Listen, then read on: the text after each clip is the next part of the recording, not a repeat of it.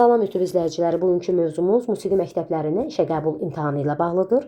Artıq işə qəbul imtahanı üçün qeydiyyat açıq elan olunmuşdur. Hər kəs üçün xeyirli, uğurlu olsun.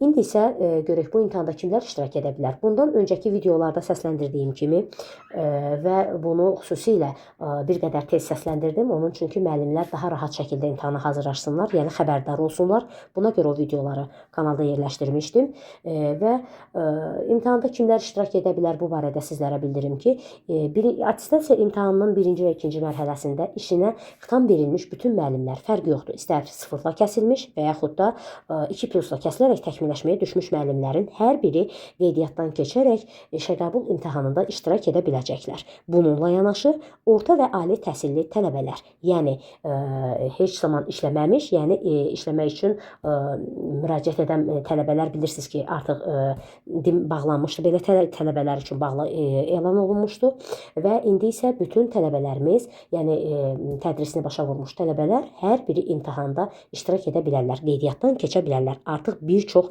müdavimim qeydiyyatdan keçmişdir. Və indi isə müsabiqədə iştirak etmək üçün namizədlər qeydiyyatdan 8-23 tarixində, yəni ayın 8-dən 23-nə qədər qeydiyyat açıq elan olunmuşdur və bu tarixlərdə qeydiyyatdan keçməlisiniz. Həmçinin də Dövlət İmtahan Mərkəzinin rəsmi internet saytı vasitəsilə qeydiyyatdan keçə bilərsiniz. Bilirsiniz ki, Dövlət İmtahan Mərkəzinin təşkil etdiyi test imtahanında iştirak etmək üçün, yəni işə qəbul imtahanında iştirak etmək üçün 80 manat civarında ödəniş etməli və bu formada da qeydiyyatdan keçməlisiniz və düzgün formada qeydiyyatı başa vurmanızı tövsiyə edirəm. Bundan əlavə imtahan 2 formada keçirilir. 1-ci mərhələ test imtahanıdır. Test imtahanı isə avqust ayının 8-də nəzərdə tutulmuşdur və artıq sizin bir aydan az belə deyək vaxtınız qalmışdır imtahana hazırlaşmaq üçün. Sürətli şəkildə təkrar və testləri işləməyinizi tövsiyə edərəm. İmtahanda yaxşı nəticə əldə etmək üçün.